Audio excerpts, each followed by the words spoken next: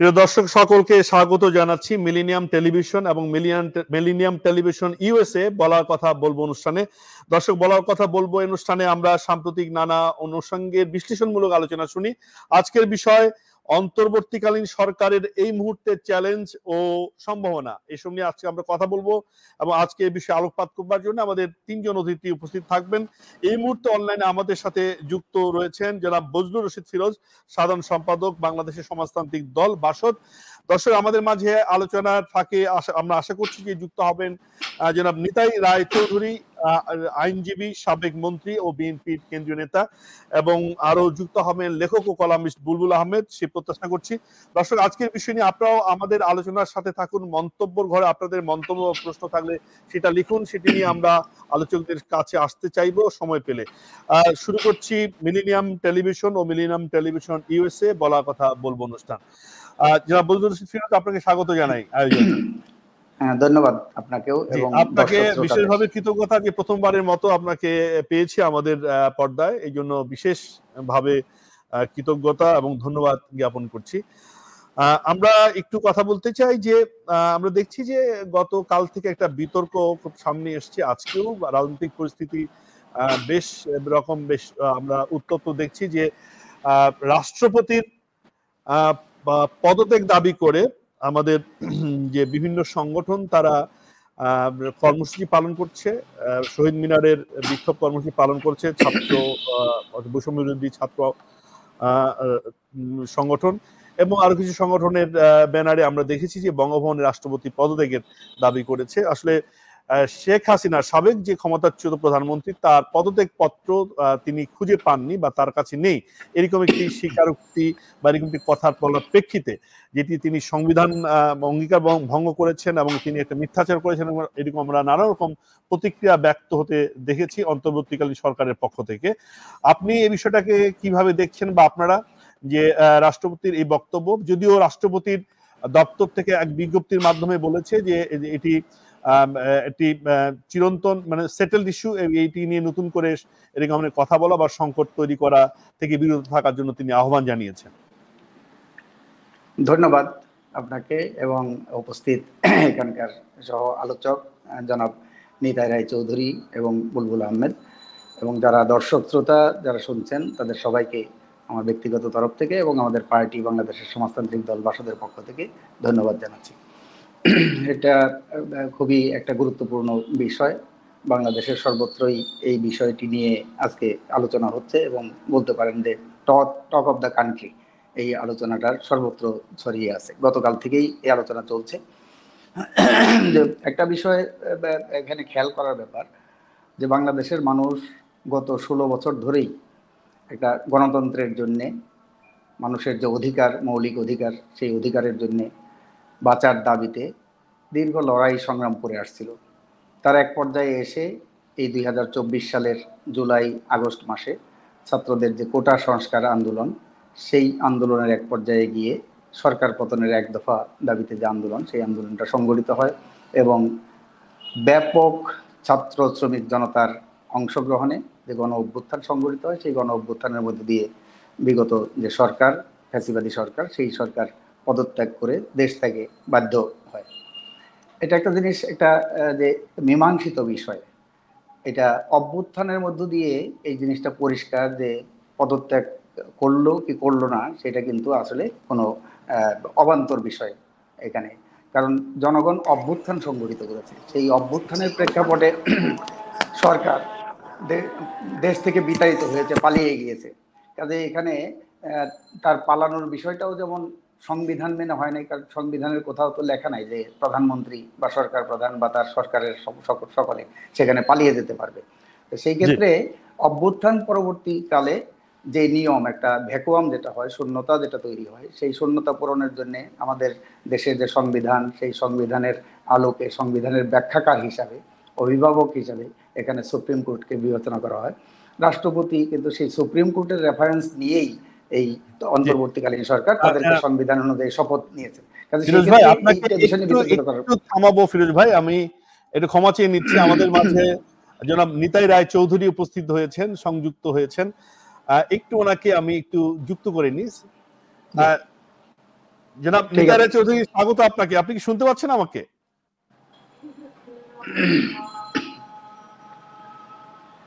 Sir কি শুনতে পাচ্ছেন? হ্যালো, হ্যাঁ, আপনি কি শুনতে একটু পাচ্ছেন জোরে আমাকে? বলেন, আমি সাউন্ড পাওয়া যাচ্ছে না। আচ্ছা, এখন একটু শুনতে জোরে পাচ্ছেন বলেন। আপনাকে? আমাকে শুনতে পাচ্ছেন আপনি?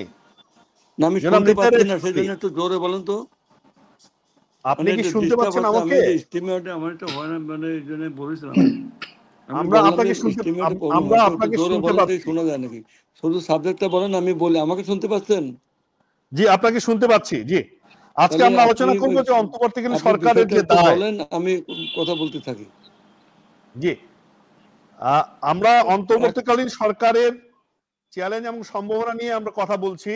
আমাদের মাঝে বজলুর রশিদ হ্যাঁ, ফিরোজ, বাংলাদেশের সমাজতান্ত্রিক দল বাসদের নেতা, সাধারণ সভাপতি নিয়ে কথা বলছিলেন। আপনি কি আমাকে শুনতে পাচ্ছেন? হ্যাঁ, শুনতে পাচ্ছি, বলেন, একটু জোরে বলেন। জি, না আমি জোরেই জোরে বলছি। বলেন। আপনি আপনার সাউন্ডটা হয়তো একটু বাড়িয়ে দিতে হবে, যদি আপনার যে সিস্টেমে বা মোবাইলের সাউন্ডটা একেবারে মিডিয়ার যেটা সাউন্ড সেটি বাড়ানো একটু চেষ্টা করেন যদি সম্ভব হয়। জি, আচ্ছা, আমরা আমি বলি, শোন। জি, এই যে একটু আসি ফিরোজ ভাই, ওনার ধন্যবাদ, বক্তব্যটা শুনে নি, একটু সংযুক্ত করে নি। ধন্যবাদ আপনাকে, মিলেনিয়াম রাষ্ট্রপতির বক্তব্য নিয়ে এক টেলিভিশন ধরনের এবং আজকে উত্তেজনা আমাদের যে পরিস্থিতি দেখছি সহ আলোচক, রাজনীতিতে। আহ, ওনাকে আহ, ধন্যবাদ অনেকেই জানাই। কেউ অন্তর্বর্তী সরকার, অন্তর্বর্তী সরকারের প্রতিষ্ঠা এবং এর যে বিশেষ যে মানে তাৎপর্য, সেটা হচ্ছে এই যে বাংলাদেশে আমরা দীর্ঘদিন যাবত এখানে গণতান্ত্রিক আন্দোলন, সংগ্রাম, রাজনীতির সাথে যুক্ত, সেই মানে 60-এর দশক থেকে। এবং আমাদের দেশে সমস্ত গণতান্ত্রিক আন্দোলন সংগ্রামে আমার এই বর্তমান বয়স হচ্ছে 77 বছর। প্রায় 61-62 বছর যাবৎ, 16 বছর বয়স থেকে আমরা রাজনীতির সাথে যুক্ত এবং নিরবিচ্ছিন্নভাবে আমরা রাজনীতি করে আসছি। এর সাথে অন্য অন্য দিক তো আছেই। এখানে মূল কথা হচ্ছে যে আমরা 52-র যে ভাষা আন্দোলন, এটা আমরা মানে শুনেছি, কিছুটা দেখেছি।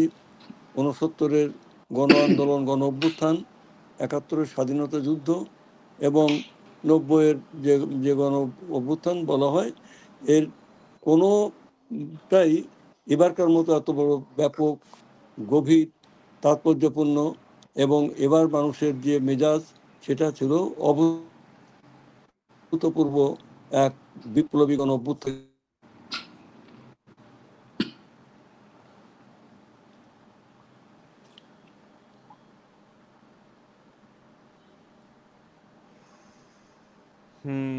জি, ওনার বোধহয় ইন্টারনেট সংযোগের একটু সমস্যা হচ্ছে কোথাও। আমরা একটু অপেক্ষা করব জনাব নিতাই রায় চৌধুরীর জন্য। তো আমরা আলোচনা শুরু করেছি, তিনি বলছিলেন এই আন্দোলনের প্রেক্ষাপট তিনি বর্ণনা করছিলেন এবং তার ব্যাপকতা, গভীরতা। ফিরোজ ভাই, আপনার কাছে আসবো, একটু ছোট্ট বিরতিতে যাই, বিরতির পরে আপনার কাছে শুনবো।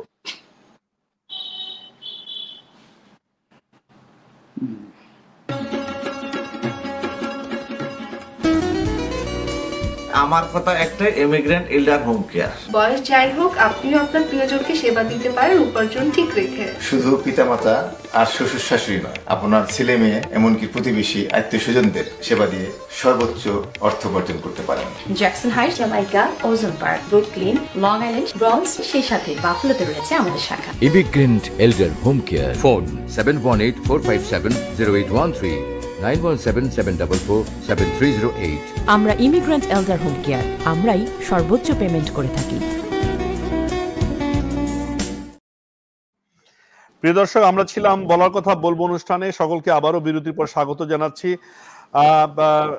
বজলুর রশিদ ফিরোজ ভাই, আপনার কাছে আসতে চাই যে আপনি বলছিলেন যে এই আন্দোলনের ব্যাপকতা, তাৎপর্য এবং সেটি বলছিলেন, কিন্তু আমরা একটু রাষ্ট্রপতির বর্তমানে যে পরিস্থিতি চলছে, রাষ্ট্রপতির বক্তব্যকে নিয়ে, যে শেখ হাসিনার পদত্যাগপত্র খুঁজে পাওয়া যায়নি বা তিনি খোঁজ করেছেন, পাননি, কিন্তু উনি জাতির উদ্দেশ্যে ভাষণে বলছিলেন যে শেখ হাসিনা পদত্যাগ করেছেন এবং তিনি সেই পদত্যাগপত্র গ্রহণ করেছেন, এবং যে কারণে অনেকে বলছেন যে রাষ্ট্রপতি তিনি মিথ্যাচার করছেন, এবং এটি নিয়ে এখন রাজনৈতিক পরিস্থিতি আলটিমেটাম দিতে দেখেছি যে রাষ্ট্রপতিকে বিদায় জানানো হবে, তাকে চলে যেতে হবে। তো আমাদের এই যে আবার রাজনৈতিক পরিস্থিতি উত্তপ্ত হয়ে উঠছে, জনজীবনে নানা রকম সংকট আছে, এদের এই সরকারের মূল প্রায়োরিটি হওয়া উচিত সংস্কার, সামনে নির্বাচনের বিষয়গুলো আছে।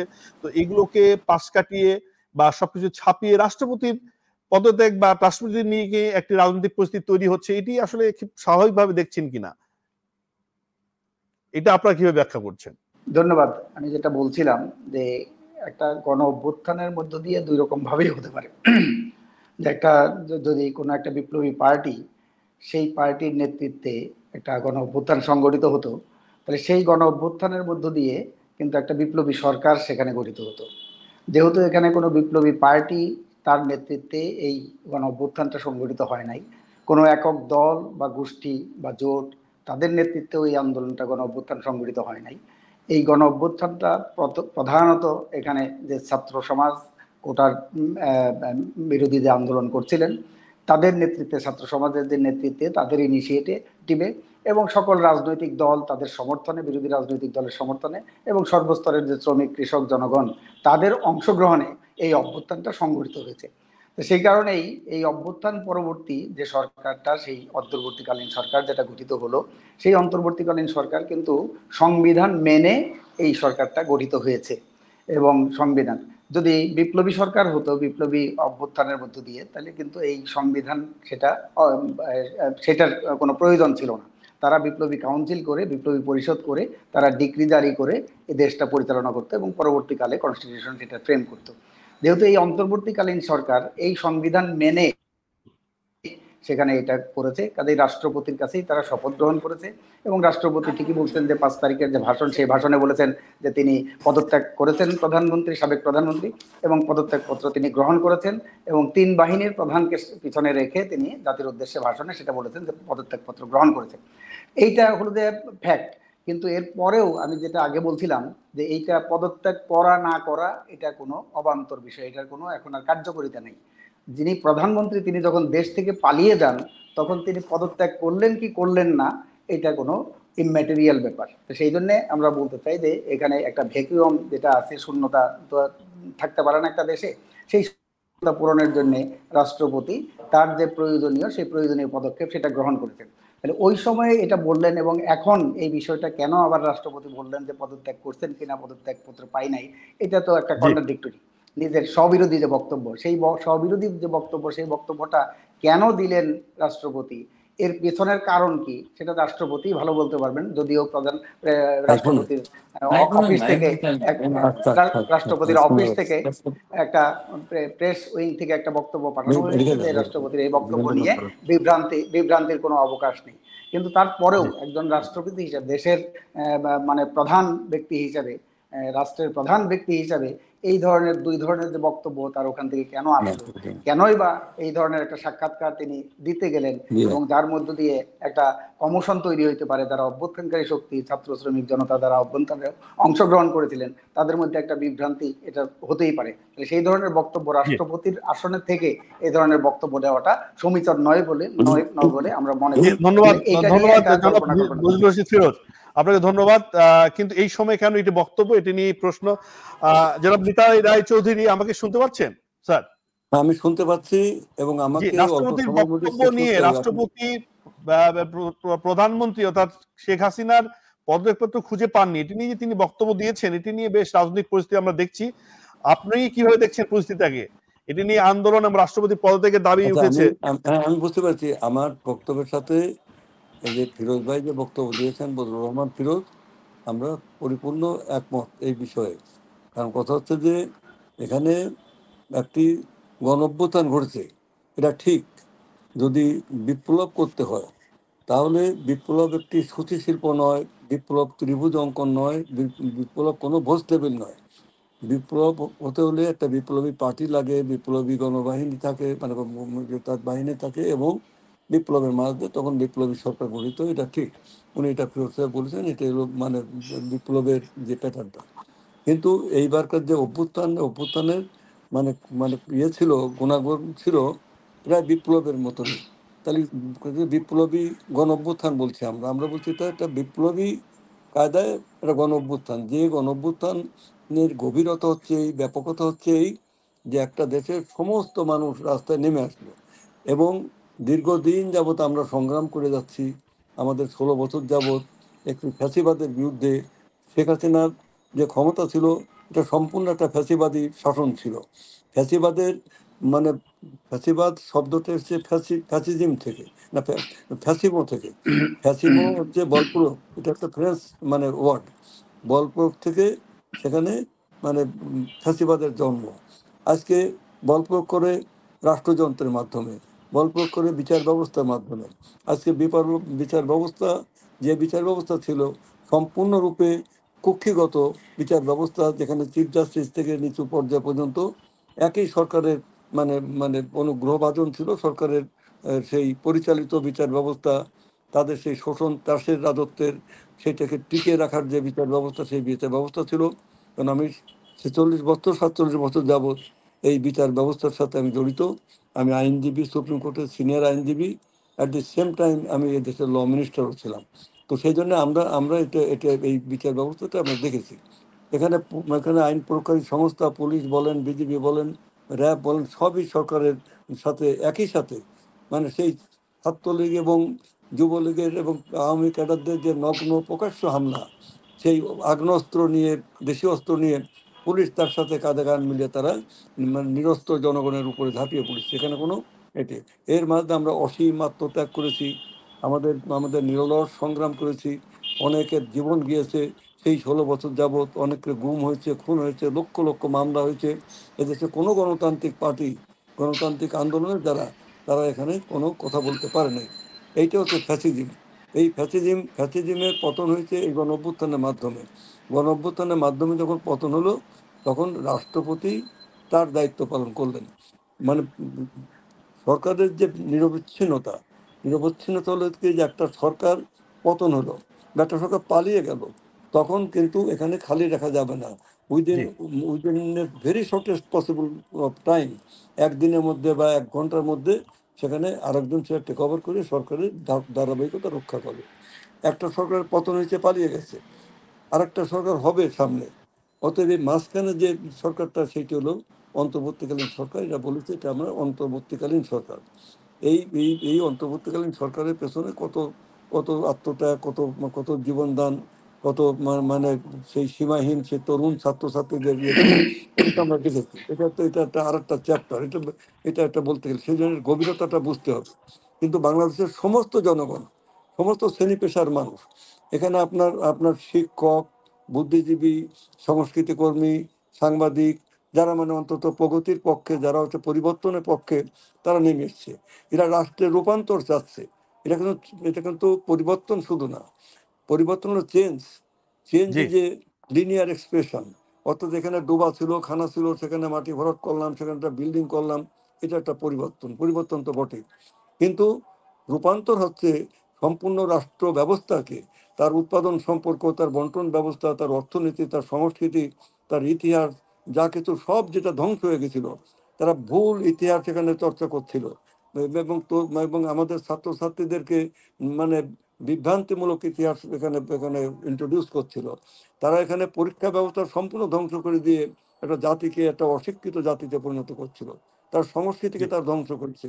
তারা মানে অর্থনৈতিক প্রতিষ্ঠানগুলো ধ্বংস করেছে, সাংবিধানিক এবং রাষ্ট্রীয় প্রতিষ্ঠানগুলোকে ধ্বংস করেছে।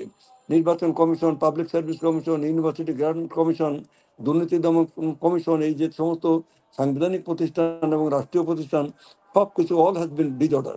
So somebody must bring the country in order. This government is to bring the country in order. তারপর নির্বাচন হবে। আমরা আমাদের সমর্থন এই সরকারের সাথে আছে, জি পরিপূর্ণভাবে স্যার। আছে, ব্যর্থ হওয়ার কোনো অবকাশ নাই।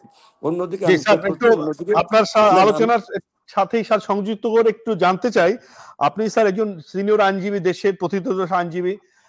শেখ হাসিনার আমি তিনি আমি পদত্যাগ রাষ্ট্রপতির করেননি, প্রথম তিনি না প্রতিবেশী দেশে ভারতে আছেন, এবং তিনি না পদত্যাগ আমি করেননি মানেই তো তিনি এখনো প্রধানমন্ত্রী, এরকম দাবি তারা করতে পারেন না না না আওয়ামী না লীগের এটা পক্ষ থেকে। শোন শোন তাহলে না, সেক্ষেত্রে এই এই কথাটা আমি সরকারের বলছি। বৈধতা, ভবিষ্যতে বৈধতা আচ্ছা, কোনো প্রশ্নের মধ্যে পড়বে কিনা, এই এই আলোচনাটিও কি না আমরা না আমি করতে পারি কিনা? এই কথাটা আমি এখন ব্যাখ্যা করছি। সেটা হলো যে জি আপনার প্রধানমন্ত্রী পালিয়ে গেছে, এবং শুধু প্রধানমন্ত্রী পালিয়ে নাই, 300 এমপি পালিয়ে গেছে।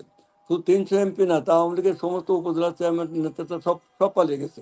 নির্বাচন কমিশনের সবাই পালিয়ে গেছে। আপনার স্পিকার পালিয়ে গেছে, সেখানে ডেপুটি স্পিকার পালিয়ে গেছে, তাহলে নির্বাচন সচিব পালিয়ে গেছে, এদের কারো কোনো হদিশ নাই।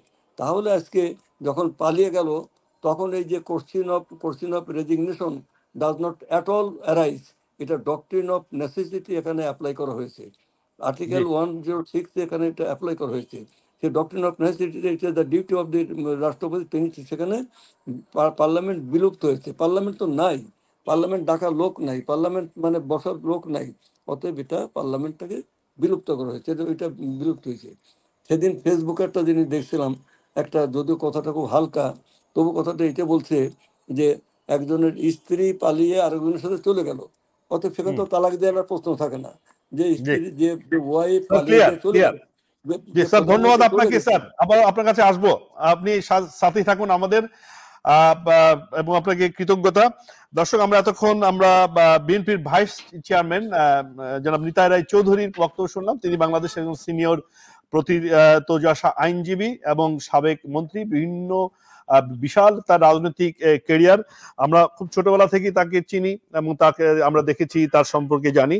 আপনাকে অসংখ্য কৃতজ্ঞতা জনাব নিতাই রায় চৌধুরী। মিলেনিয়াম টেলিভিশন আপনাকে পেয়েছি। একটু আসতে চাই বুলবুল আহমেদ, আপনি শুনছিলেন নিশ্চয়ই যে প্রশ্নটি হচ্ছে যে এই সরকারের বৈধতা অবৈধতা প্রশ্নে নানা রকম কথাবার্তা কেউ কেউ বলবার চেষ্টা করছেন। জনাব নিতাই রায় চৌধুরী সুন্দর করে বর্ণনা করেছেন। আপনি প্রশ্নটি রাখতে চাই যে আড়াই মাসের জায়গায় এসে রাষ্ট্রপতির পদত্যাগ নিয়ে আরেক ধরনের আন্দোলন, আরেক ধরনের রাজনৈতিক পরিস্থিতি তৈরি হচ্ছে, তাতে এই সরকারের যে মূল যে সামনে যে এজেন্ডা, তার যে জরুরি যে পদক্ষেপগুলো, সংস্কার করা, নির্বাচন দেয়া বা এক ধরনের ঐক্যমত্যের জায়গায় পৌঁছানো, সেই জায়গায় কোন রকম সংকট বা সমস্যার সৃষ্টি হচ্ছে কিনা। এবং রাষ্ট্রপতির পক্ষ থেকে বলা হয়েছে যে এটি নিয়ে বিব্রতকর পরিস্থিতি তৈরি না করা, বিব্রত না হওয়া। তিনিও বলেছেন যে শেখ হাসিনার বিদায় এটি হচ্ছে স্বতঃসিদ্ধ, এটা মীমাংসিত বিষয়। তারপরেও এটিকে নিয়ে আন্দোলনের মাঠ গরম করার কোনো প্রয়োজনীয়তা আছে কিনা বলে আপনি মনে করেন? বুলবুল আহমেদ, আপনার বক্তব্য একটু শুনতে চাই। ধন্যবাদ জনাব আশফাকুল আজম খান। আপনি যে বিষয়টির অবতারণা করেছেন তার প্রেক্ষিতে একটি কথা না বললেন, সেটি হচ্ছে আমরা আসলে সত্য কথা সহ্য করার মতো মানসিকতাকে এখনো ধারণ করি না। কোনো একটি বিশেষ পরিস্থিতিতে কেউ যদি এমন কিছু করেন যেটা ওই পরিস্থিতির জন্য তার কোনো বিকল্প ছিল না, সেটা যদি কোনো আইনকে লঙ্ঘন করে, কোনো প্রচলিত পদ্ধতিকে লঙ্ঘন করে, তাহলে আমরা সেটাকে প্রচলিত পদ্ধতি বা আইন দিয়ে কেন মূল্যায়ন করতে যাই, কেন সেই পরিস্থিতির প্রেক্ষিতে মূল্যায়ন করি না? এটা আমাদের জন্য জাতিগতভাবে একটা দুর্ভাগ্যের বিষয়। আমরা দেখেছি অনেক মন্ত্রী বা রাষ্ট্রপ্রধান যখন একটি সত্য কথা বলে, পরিস্থিতির প্রেক্ষিতে সত্য কথা বলে, সেটাকে আমরা জাস্টিফাই করতে চাই আইনের নিরিখে, সেই বাস্তবতার বা সেই প্রেক্ষিতে আমরা সেটা মূল্যায়ন করি না। আইনে তো যে ডক্ট্রিন অফ নেসেসিটি একটা কথা আছে, যেটি জনাব নিতাই রায় চৌধুরী বললেন, সেটি ভিন্ন প্রসঙ্গ, সেটি ভিন্ন প্রসঙ্গ। আমি যেটা বলছি, রাষ্ট্রপতি এখন যেটা বলেছেন এটা আমার দৃষ্টিতে খুবই সত্য কথা বলেছেন। আর তখন তিনি যে কথাটি বলেছিলেন তখনকার পরিস্থিতির প্রেক্ষিতে তার ওটা বলা ছাড়া কোনো বিকল্প ছিল না। এই বাস্তবতা যদি আমরা উপলব্ধি করতে পারি, এই সত্য কথা বলার কারণে কি রাষ্ট্রপতিকে পদত্যাগ করতে হবে? নাহলে তিনি তো এক ধরনের অসততার পরিচয় দিয়েছেন কিনা, তিনি তার স্ববিরোধী বক্তব্য দিলেন কিনা, আমি যেটা মনে করি যে আমি যেটা মনে করি এই কারণে তার পদত্যাগটা চাওয়া হচ্ছে না। তার পদত্যাগ চাওয়ার পেছনে যে কারণ, তিনি যে হাত ধরে ওই আসনে বসেছেন, তার যে ব্যাকগ্রাউন্ড, সেটাই মূলত মুখ্য কারণ। এটাকে একটা অজুহাত হিসেবে দাঁড় করানো হয়েছে। তো এই ক্ষেত্রে আমরা যদি সহজভাবে বলতে চাই যে আপনাকে ওই পদে আমরা চাচ্ছি না, সহজে বলে দিলেই হয় যে এই কারণে আমরা চাচ্ছি না। কিন্তু আমরা এই সহজ সত্যগুলো বলতে পারি না, এটা আমাদের জাতিগতভাবে একটি দুর্বলতা। নিতাই রায় চৌধুরী তিনি মন্ত্রী ছিলেন, তিনি আইনের লোক। আমরা আসলে হয় কি যে কোন একটা প্রশ্নের প্রেক্ষিতে ঠিক প্রসঙ্গে থেকে উত্তরটা দেওয়ার চর্চাটা আমাদের মধ্যে নেই। ঠিক একইভাবে তারা যদি এখন রাষ্ট্র ক্ষমতায় আসেন, এই রাষ্ট্রকে কিভাবে সংস্কার করতে হবে তার সুনির্দিষ্ট রূপরেখা এবং ওই পয়েন্টে তারা যেতে পারবেন কিনা আমার যথেষ্ট সন্দেহ আছে। তারা ঢালাওভাবে যে সমস্ত কথা বলছেন, এগুলো দিয়ে এই রাষ্ট্রের সংস্কার হবে না এবং রাষ্ট্রের যে মূল সংকট সেটা চিহ্নিত করা সম্ভব হবে না। তার জন্য কি সমাধান করছো সেটা বের করতে অনেক দূরের কথা। কারণ তার একটা কথা বলতে গিয়ে যখন পয়েন্টে থাকতে পারেন না, ভিন্ন দিকে চলে যান, রাষ্ট্র সংস্কার করতে গিয়ে তারা এমন দিকে চলে যাবেন যেটা মূল সংকটগুলো থেকেই যাবে। তো রাষ্ট্রপতির ক্ষেত্রে আমরা দেখেছি তিনি কেন বলেছেন এই বিষয়টি উপলব্ধি করে আমাদের নীরবতা অবলম্বন করার দরকার ছিল। তাকে যদি পদত্যাগ করাতেই হয় তার যথেষ্ট কারণ আছে, সেই কারণগুলিকে সামনে নিয়ে আসা উচিত ছিল। আর এখানে প্রধানমন্ত্রীর প্রসঙ্গে যে কথাটি বলা হয়েছে, আসলে যদি কেউ পালিয়ে যায় সেখানে পদত্যাগ কোনো বিষয় না। আমরা যুগে যুগে যদি আমাদের ইতিহাস পর্যালোচনা করি, জি, বুলবুল আহমেদ ক্লিয়ার। এই কথাটা তিনজন আলোচকের দুজনে বলেছেন। আপনাকে ধন্যবাদ। দর্শক, আমরা আলোচনায় আছি রাষ্ট্রপতির পদত্যাগ যদি করতে হয় বা আন্দোলনের মুখে পদত্যাগ হয় তাহলে আরো ধরনের সংকট তৈরি হবে কিনা, রাজনীতির ফোকাসটা শিফট হয়ে যাচ্ছে কিনা সেটা নিয়ে আলোচনা আছে। আমরা সেই আলোচনাগুলো করব। দর্শক, আমরা যাচ্ছি ছোট্ট একটা বিরতিতে। নিশা ট্রেডিং একটি আন্তর্জাতিক মানের গার্মেন্টস প্রোডাক্ট আমদানি ও রপ্তানি।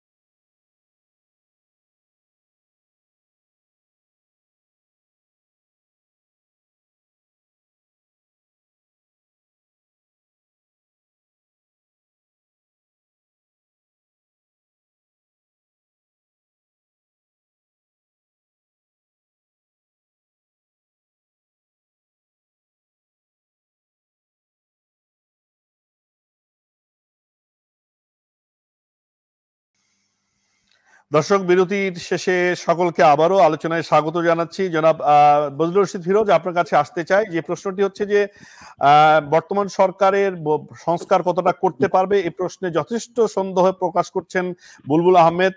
শুধু বুলবুল আহমেদ না, অনেককে আমরা বলতে শুনছি যে এই সরকার অনেক কিছু মাথায় নিচ্ছেন, কিন্তু এই মুহূর্তে তাদের কাজ হচ্ছে যে একটা নির্বাচনের ব্যবস্থা করা এবং নির্বাচনমুখী সংস্কারগুলো করা। সকল সংস্কার আসলে এই সরকার করবার যোগ্যতা বা সময়ও তাদের থাকবার কথা নয় বা নেই। যদিও নিতা রায় চৌধুরী বলছেন খুবই আশাবাদী যে আমরা একটা রূপান্তরের পথে যেতে চাই এবং সেই প্রক্রিয়াটা শুরু হয়েছে। আপনি কি মনে করেন যে আবার এই রাষ্ট্রপতি পদত্যাগ নিয়ে আন্দোলন বা মাঠ গরম পরিস্থিতি, তাতে কি সরকারের ফোকাসটা শিফট হয়ে যায় কিনা, বা এই ধরনের রাজনীতির একদম দীর্ঘসূত্রিতার একটি অবস্থার মধ্যে বা নতুন কোনো সংকটের মধ্যে আমরা পড়ে যেতে পারি কিনা? এবং সংস্কার নিয়েও আপনার বক্তব্যটা জানতে চাই। আপনারা এই সরকারকে সমর্থন জানিয়েছিলেন। জি, ধন্যবাদ। আমি একটু ওই জনাব নিতাই রায় চৌধুরী এবং জনাব বুলবুল আহমেদ যেটা বললেন, একটা জিনিস আমরা সবসময় জানি যে আমাদের মুক্তিযুদ্ধ কিন্তু তৎকালীন পাকিস্তানের যে আইন বা সংবিধান সেটা মেনে হয় নাই। 90-এর গণ অভ্যুত্থান, আইন বা সংবিধান সেগুলো মেনে হয় নাই। এবারের গণ অভ্যুত্থানও আইন বা সংবিধান মেনে হয় নাই। আমরা একটা জিনিস বুঝি যে জনগণের পক্ষে গণরায় যা কিছু আইনসঙ্গত তা ন্যায়সঙ্গত নাও হইতে পারে, যা কিছু ন্যায়সঙ্গত তা কিন্তু আইনসঙ্গত নাও হইতে পারে। সেই জন্য এইবারকার যে অন্তর্বর্তীকালীন সরকার, সেই সরকারের বৈধ কি অবৈধ সেটা অবান্তর প্রশ্ন। কারণ জনগণের রায়ের ভিত্তিতে গণ অভ্যুত্থানের মধ্য দিয়ে যে সরকার গঠিত হয়েছে, গণ অভ্যুত্থানের ছাত্র শ্রমিক জনতার, সর্বস্তরের জনতার রায়ই হলো এই সরকারের বৈধতা। কাজে এইখানে আইনের বৈধতা বা সাংবিধানিক বৈধতা সেটার কোনো প্রশ্নই ওঠে না। এটা এখন যে বিষয়টা আছে যে রাষ্ট্রপতির বিষয়, অন্তর্বর্তীকালীন সরকারের এখানে মানুষের সামনে কিন্তু দাবি ছিল যে আমাদের রাষ্ট্রের সংস্কার করতে হবে। সংস্কার দুই রকম। সংস্কার একটা হলো যে যা চলছে, এই দুর্নীতি, দুঃশাসন, লুটপাট, অর্থ পাচার, এই সমস্ত জনজীবনের সংকট, এই সমস্ত জিনিসগুলোর খানিকটা রাশ টেনে ধরা, এটা একটা সংস্কার।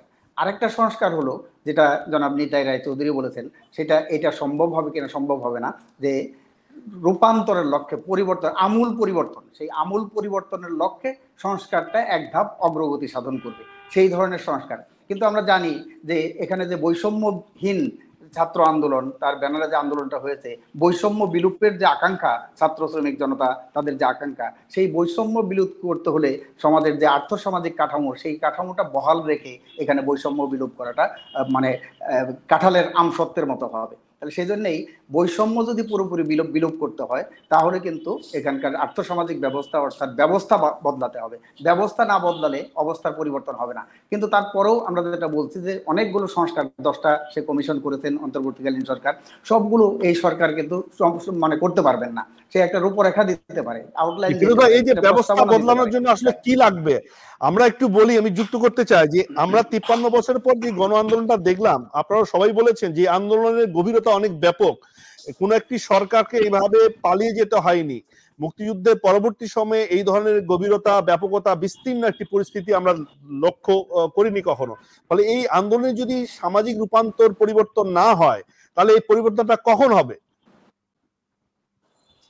একটা একটা ধরেন, এটা আমি বলছি যে সেটা সবাই মানে স্বীকার করবেন, যারা এখানে সমাজ বিজ্ঞানের যারা ছাত্র, সমাজ বিজ্ঞানের ছাত্র মাত্রই সেটা স্বীকার করবেন যে ব্যবস্থা বদলানোর জন্য সেই ধরনের একটা আদর্শ, সেই ধরনের রাজনীতি, সেই ধরনের রাজনৈতিক সংগঠন, সেই সংগঠন ছাড়া কিন্তু ব্যবস্থা পরিবর্তনটা হবে না, ব্যবস্থা বদলটা হবে না। এবং যারা বৈষম্য বিলোপের স্লোগান দিয়েছে তারাও কিন্তু এখানে বৈষম্যটা কিভাবে বিলুপ হবে, কিভাবে বিলুপ্ত হবে এবং এই সমাজ ব্যবস্থার আমূল যে রূপান্তর, আমূল পরিবর্তন, সেই পরিবর্তনটা এখানে সাধিত হবে কিনা বা সাধন করবেন কিনা সেই ধরনের কিন্তু প্রতিজ্ঞা নেই। শুধু একটা বৈষম্য, ভাষা ভাষা অর্থে বৈষম্যের কথা বলেছে, কিন্তু এখানে দেখেন অনেকগুলো বিষয় এখানে এসেছে, সেগুলো নিয়ে কিন্তু অনেকগুলো বিতর্কেরও বিষয় আছে। অনেকগুলো কমিশন সেখানে গঠন করেছে, সেই কমিশনগুলো এটা প্রস্তাব দিবে। এখানে যেটা বিষয় হলো দেখেন, 111-এর সরকারের সময় কিন্তু অনেকগুলো সংস্কার করেছিল, অনেকগুলো বিষয় প্রস্তাব করেছিল। শাহাবুদ্দিনের সরকারের সময়ে রেহমান সোবহানের নেতৃত্বে অনেকগুলো টাস্কফোর্স হয়েছিল, সেগুলো কিন্তু টাস্কফোর্সের অনেকগুলো রিপোর্ট সেখানে প্রণীত হয়েছে।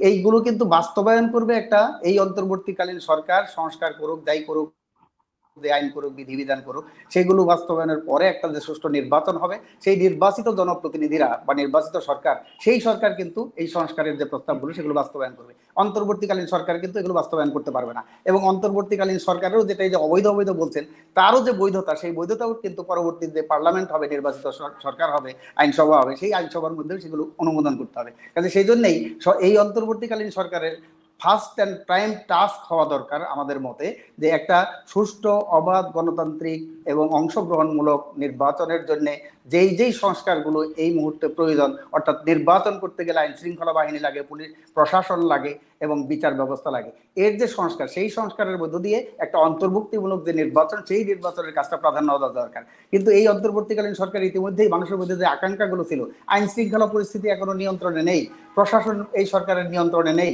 দ্রব্যমূল্য এখনো পর্যন্ত নিয়ন্ত্রণ করতে পারছে না, জনজীবনে নাভিশ্বাস উঠছে। এবং কালকেও দেখলাম স্বাস্থ্য অধিদপ্তরের মধ্যে বিএনপি এবং জামাতপন্থী ডাক্তারদের মধ্যে হাতাহাতি হয়েছে এবং ঝগড়া হয়েছে। এই ধরনের পরিস্থিতি যে নিয়ন্ত্রণ করে, সেই দিকে অন্তর্বর্তীকালীন সরকারের যে মনোযোগ, সেই মনোযোগটা দেওয়া প্রধান বিষয় হওয়া বলে আমরা মনে করি। জি,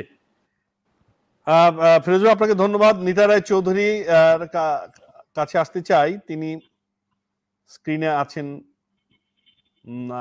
আছেন কিনা। জনাব নিতা রায় চৌধুরী, আপনি যদি শুনতে পান, আপনার ভিডিওটি অন করে আমাদের একটু স্ক্রিনে আসবেন। আমরা অপেক্ষা করছি নিতা রায় চৌধুরী এলে আমরা তার সাথে যুক্ত হব। বুলবুল আহমেদ, যে প্রশ্নটি, জি বুলবুল আহমেদ, যেটি রাখতে চাই যে এই সরকারকে সময় দিতে হবে এবং সহযোগিতা করতে হবে। ডক্টর ইউনূস সরকার প্রধান হিসেবে বারবার সে কথা বলেছেন। ফলে যদি তাকে সময় দেওয়া না হয়, সহযোগিতা করানো হয়, তাহলে আসলে সংস্কার বা আমাদের যে উদ্দিষ্ট উপলক্ষ সেটি পূরণ করা যাবে না। আর এই সরকার যদি ব্যর্থ হয়, তাহলে একটি বড় সংকটের দিকে দেশ যাবে। আমরা দুই ধরনের এই বক্তব্যটা শুনছি। যেমন নিতা রায় চৌধুরী আছেন, শুনতে পাচ্ছেন আমাকে? শুনতে পাচ্ছেন? আপনার সাউন্ডটি একটু আনমিউট করতে হবে, সম্ভবত মিউট হয়ে গেছে। স্যার শুনতে পাচ্ছেন?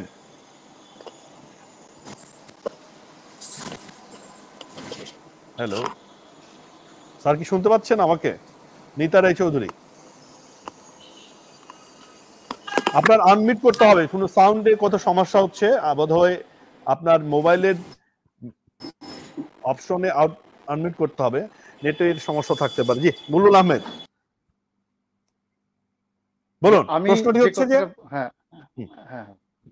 আমি যে কথাটা বলছিলাম যে আপনি হয়তো একটু ভুল ব্যাখ্যা করেছেন যে এই সরকার সংস্কার করতে পারবে না। আমি আসলে এটা বলিনি, আমি বলেছিলাম বিএনপি বা সমজাতীয় কোনো রাজনৈতিক দলের পক্ষে সংস্কার সম্ভব নয়। এটি হচ্ছে বাস্তবতা। সংস্কার যদি করতে পারে তাহলে এই সরকারই পারবে, এবং এই সরকার হচ্ছে একটা সাদা পাত্রের মতো, যে কোনো দল তাদের মতামত এখানে ব্যক্ত করতে পারবে। তাদের দলীয় কোনো কাঠামো নেই, তাদের ব্যক্তিগত কোনো স্বার্থ নেই, তাদের দলীয় কোনো স্বার্থ নেই। বিএনপিকে যদি আপনি সংস্কারের দায়িত্ব দেন, তারা দলীয় স্বার্থের বাড়ি যেতে পারবে না। সুতরাং মুক্তভাবে দেশের স্বার্থে তাদের পক্ষে সংস্কার করা কোনো দিনই সম্ভব না। এটা হচ্ছে বাস্তবতা, আমি এই কথাটাই বলছিলাম। তো এই সংস্কারের ক্ষেত্রে আমরা প্রচলিত যে পদ্ধতিগুলো নিয়ে চিন্তা ভাবনা করছি এগুলি দিয়ে কোনো সংস্কারই হবে না। এরকম অতীতে অনেক প্রস্তাবনা এসেছে, অনেক প্রস্তাব মাঠে মারা গিয়েছে, কিছুই হবে না। এই জন্য অভিনব কিছু করতে হবে যেটা আমাদের সাধারণ চিন্তার মধ্যে নেই। ওরকম বৈপ্লবিক কোনো প্ল্যানিং যদি আমরা বাস্তবায়ন করতে না পারি তাহলে প্রচলিত যে পদ্ধতিগুলো আছে তার রূপান্তরের মধ্য দিয়ে কোনো ধরনের সংস্কার বুলবুল আহমেদ, আপনি এই সরকার কি সংস্কারের ফোকাসে আছে? আপনি কি মনে করেন সরকারকে বলা হচ্ছে যে জনজীবনের যে শৃঙ্খলা আইন শৃঙ্খলা পরিস্থিতি যদি রক্ষা করা না হয়, মানুষের দ্রব্যমূল্যের ঊর্ধ্বগতি যদি রোধ করা না হয়, সমাজে এই অস্থিতিশীল পরিবেশ থেকে থাকলে পরে কোন একটা সরকার আসলে তার টেকসই নিয়েও তো প্রশ্ন উঠতে পারে। ফলে এই সরকার কতদিন থাকবে, আদৌ সংস্কার করতে পারবে কিনা, জনজীবনের ইমিডিয়েট মানে সংকটগুলোকে যদি ডিল না করতে পারে যথাযথভাবে, তাই সেটি একটু জানতে চাচ্ছি, আপনি কি মনে করেন? এটাকে যদি আমরা যথাযথভাবে মূল্যায়ন না করে শুধু সরকারের গাড়ি দুশ্চাপাই তাহলে মনে হয় একটু অবিচার হবে। কারণ এই সরকার তো একটা সাদা পাত্র, তাদের সদিচ্ছার কোনো অভাব নেই। আপনি খেয়াল করুন আমাদের এখানে এমন একটি ব্যবসায়িক সমাজ গড়ে উঠেছে যারা সত্যিকার অর্থে ব্যবসায়ী না, তারা হচ্ছে লুটেরা। এই লুটেরাদেরকে রেখে এই সরকারের পক্ষে স্বাভাবিক গতিপথে যাওয়া কিন্তু সহজ না।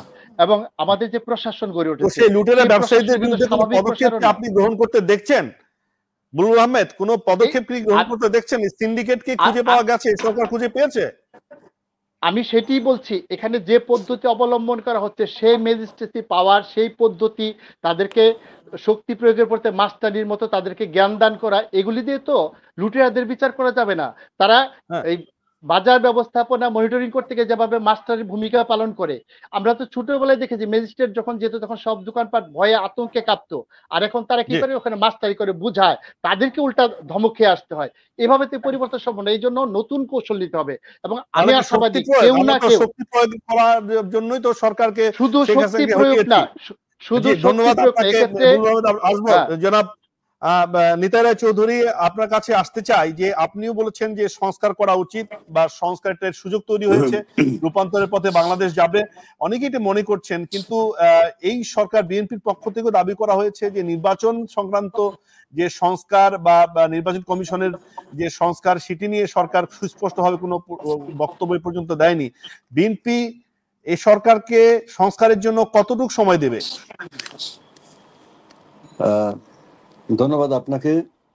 আমি অত্যন্ত সংক্ষেপে বলবো, কারণ আমার মানে টেলিফোনে ডিস্টার্ব হচ্ছে। আমি সেই সংক্ষেপে বলবো। আমাকে এরপরে এমন হতে পারে যে আমি এই আমার শেষবার মধ্যে বলা হবে।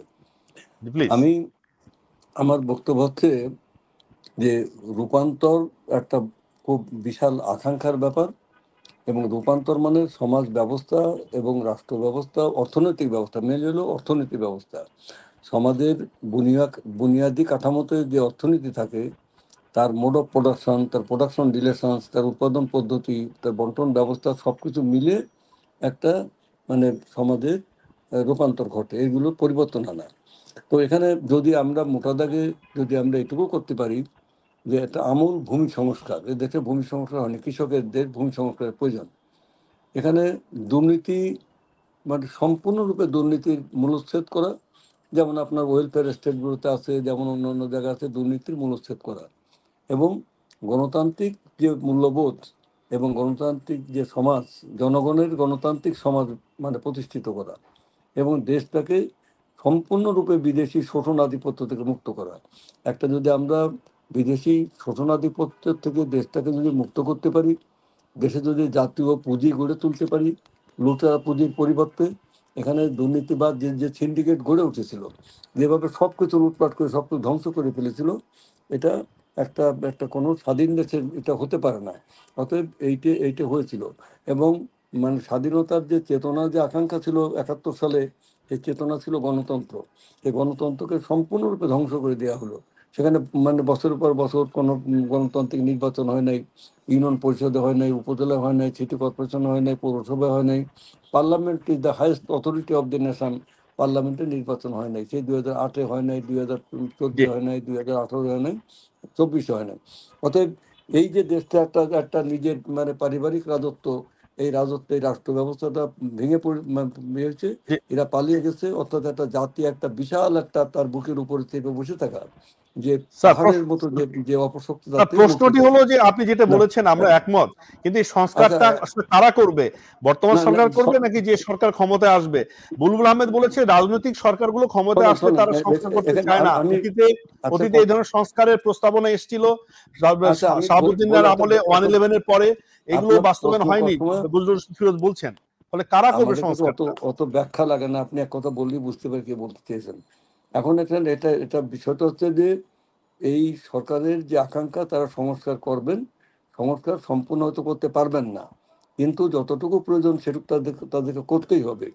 আজকে যদি নির্বাচন কমিশনারদের নিয়োগ না করা হয়, নির্বাচনটা পালিয়ে গেছে, এবং সেখানে নির্বাচন মানে আরপিওতে কিছু সংশোধনী আনতে হবে।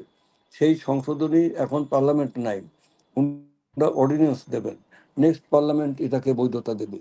এটা যেটা রেলিভেন্ট, যেটা প্রয়োজন, নির্বাচন কমিশনার আইনের যে ব্যবস্থা সেটা পরিবর্তন করতে হবে। কালকে যেমন কোর্টে মানে একটা রায়ের মাধ্যমে, পরশু দিন রায়ের মাধ্যমে সুপ্রিম কোর্ট ষোড়শ সংশোধনী যে ইয়েটা মানে যে একটা সেটাকে বাতিল করলো। এখন সেটা নিয়ে আসা হলো আর এটা একটা প্রয়োজন ছিল। ঠিক তেমনি আজকে কিছু কিছু জায়গায় কখনো আদালতের বিয়ে লাগতে পারে, কখনো তারা সংস্কার করবে এবং সংস্কারটা আউটলাইন দেবে। তারা এই আউটলাইনটা দিয়ে পরবর্তী নির্বাচিত সরকার যারা ক্ষমতা আসবেন তারা সেটা করবেন। এটা ফিরোজ ভাইয়ের সাথে আমি সম্পূর্ণরূপে একমত না হওয়ার কোনো কারণ নাই, কারণ আমাদের মানে স্কুল অফ থট তো মানে কাছাকাছি। সেখানে হলো যে মানে এই যে রাষ্ট্রের যে রূপান্তর, এই রূপান্তরের আকাঙ্ক্ষা তো থাকতে পারে, এই ছাত্র জনতার মাঝে রূপান্তরের আকাঙ্ক্ষা আছে, কিন্তু রূপান্তর করতে গেলে ঠিক তেমনি রূপান্তরের জন্য যে উপযুক্ত পার্টি, সে পার্টিও লাগবে। কিন্তু অনেকাংশে কিন্তু এটা আমরা সেই সুফলের জায়গায় আসতে পারি, বৈষম্যটাকে আমরা কমিয়ে আনতে পারি। অন্তত একটা দুর্নীতিমুক্ত, একটা অবাধ সুষ্ঠু গণতান্ত্রিক পরিবেশ সৃষ্টি করা, একটা মূল্যবোধ সৃষ্টি করা, এবং রাষ্ট্র যে জনগণের, সেই জনগণের রাষ্ট্র জনগণ যে রাষ্ট্রের মালিক, যেটা আমাদের বলা হয়েছে, আমাদের যে সার্বভৌমত্বই তো নাই। আমাদের আর্টিকেল 1-এ বলা হয়েছে সংবিধানের যে বাংলাদেশ যে unitary independent sovereign republic, to be known as people's republic of Bangladesh, জনগণের রিপাবলিক। তো এই জনগণের হাতে সভরেন রিপাবলিক, অর্থাৎ সার্বভৌম প্রজাতন্ত্র। তাহলে all power of the state including the sovereign power of the state vested to the people.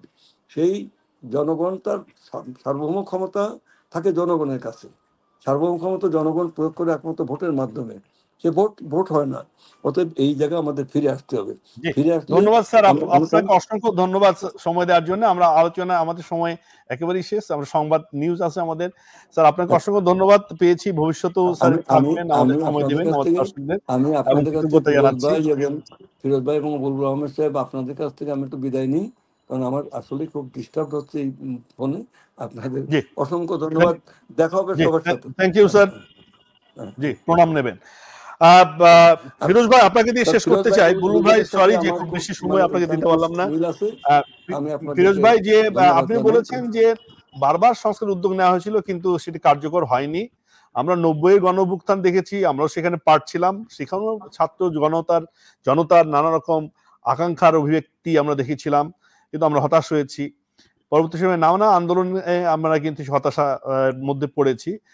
Firoz ভাই এবার কি আমরা আসলে একটা ধরনের রূপান্তরের পথে আদৌ যেতে পারবো কিনা, কি মনে হয়? ধন্যবাদ। একটা হলো জনগণের আকাঙ্ক্ষা আছে, জনগণের নৈতিক এবং শারীরিক সমস্ত দিক থেকেই এই সরকারের প্রতি সমর্থন আছে। আমি মনে করি এটা একটা বড় বিষয় যে কোনো সরকারের প্রতি এই ধরনের একটা সমর্থন থাকে না, ব্যক্ত করে না। তো এই সরকার সেইটা জনগণের যে আকাঙ্ক্ষা, সেই আকাঙ্ক্ষাটা বাস্তবায়ন করার জন্য পদক্ষেপ নেবে। কিন্তু আমরা দেখলাম সময় যদিও বেশি না, 2.5 মাস সময়, 3 মাস সময়, কিন্তু এইটা আবার কমও না। কিন্তু শুরু তো করতে হবে, সূচনা তো করতে হবে। কিন্তু সেই দিকগুলো কিন্তু তাদের এই সরকারের গতিটা খুবই ধীর গতি। দেখেন মোহাম্মদপুর এলাকাকে বলা হচ্ছে ক্রাইম জোন, এখন দিনে দুপুরে ছিনতাই হয়ে যাচ্ছে। র্যাব, আর্মি তাদের অবসরপ্রাপ্ত এবং তাদের মিলিয়ে সেখানে ডাকাতি হচ্ছে। এই ঢাকা শহরেই সেটা নিয়ন্ত্রণ করতে পারছে না, এবং সারা দেশে 64 জেলায় কিভাবে করবে? এগুলো সংখ্যার ব্যাপার। ফিরোজ ভাই আপনাকে ধন্যবাদ। ধন্যবাদ আপনাকে। বুলবুল ভাই আপনি এক বাক্য না বললে হয়তো ভালো লাগবে না, একটু এক বাক্যে শেষ করেন যে কতটা আশাবাদী আপনি। আসলে সময় বলে দিব আমরা কতটা আশাবাদী। এই সরকারের যে প্রতিপক্ষগুলো আছে এগুলো আমরা বিবেচনা নিচ্ছি না, এটি সবচেয়ে দুঃখজনক। এই স্ট্রাকচারটা কি পরিমাণ দূষিত এবং কি পরিমাণ প্রতিপক্ষ হয়েছে সরকারের, সেটা যদি আমরা বিবেচনায় নিয়ে সরকারের প্রতি আমরা সহযোগিতার হাত বাড়িয়ে দিই, তাহলে আমরা কাঙ্ক্ষিত লক্ষ্যে যেতে পারবো বলে আশাবাদী। থ্যাংক ইউ, অনেক ধন্যবাদ বুলবুল ভাই এবং ফিরোজ ভাই, আপনি প্রথমবার সময় দিয়েছেন, আপনাকে অসংখ্য ধন্যবাদ। ভবিষ্যতে আরো সময় দেবেন এই প্রত্যাশা রেখে। দর্শক যারা দেখেছেন, শুনেছেন, মন্তব্য করেছেন, সকলকে ধন্যবাদ জানিয়ে শেষ করছি। আগামী আয়োজনে আবারও দেখা হবে, সে পর্যন্ত সকলে ভালো থাকুন, শুভরাত্রি।